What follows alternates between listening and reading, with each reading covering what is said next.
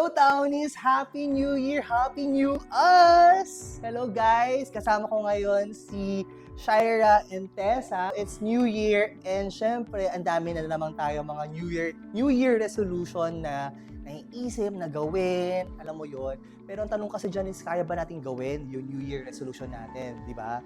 So ngayon, kung kayo ang tatanungin, like, meron ba kayong like gustong baguhin this year, 2026? So for me, even before the year started, like at the end of the year, I already delete all my social media, and then like right now, tinanggal ko na talaga yung TikTok kasi I'm very intentional with what I consume, because what I consume becomes me.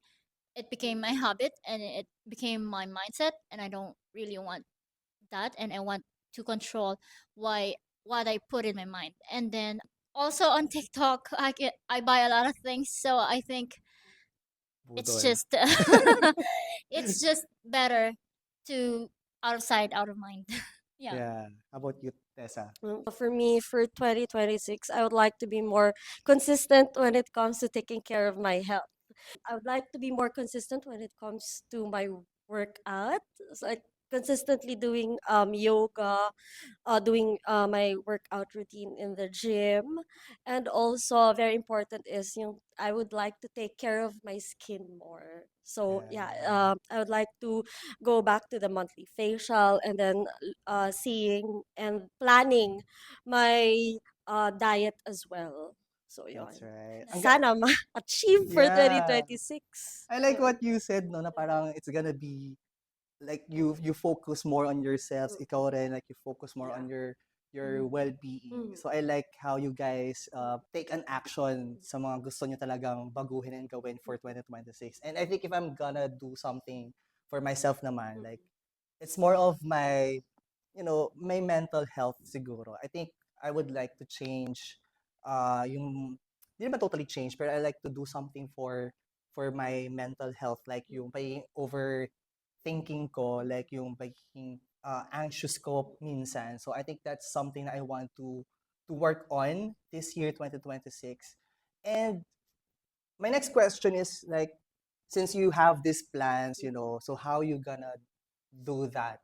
And ano pa yung gusto nyong simulan gawin? So maliban do sa, I mean, you already uninstalled apps and then you already like try to be consistent in your workouts. Pero ano pa yung bagay na gusto nyong simulan gawin this year 2026? Na like you never done before, or siguro nagawa nyo na siya before pero you want to start Okay. again. So, ito, I'm really not a sporty girl. So, for 2026, I wanted to try different sports. So, first up with badminton.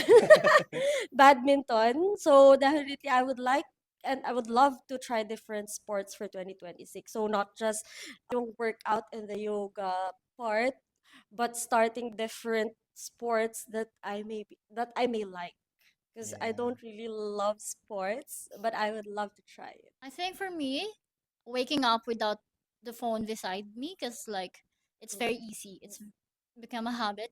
So I don't want my phone beside me, so I'll put it in the living room. So I need to actually get up and do the most important thing before I touch my phone. And then I actually started doing smoothies, like fresh fruits from scratch, so it's not there's no fake preservatives or whatever.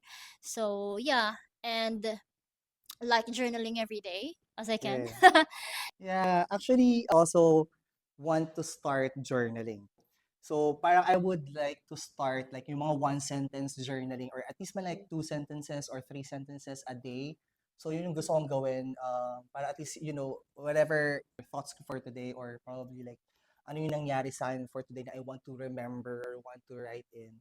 Mhm. So, yun yung gusto kong ilagay sa journal ko. So, yeah. And I also wanted to start something like sports. So, pickleball, I want to do that. And hopefully, ma-invite tayo ng isang tao na maglaro ng pickleball. But anyways, we're gonna start doing the yoga. So, again, Shaira will start the yoga session. So, this is gonna be our warm up for this year, right? So excited ka na ba? So excited na ba kayong mag-yoga ulit? Yes. Alright, let's go! Let's go.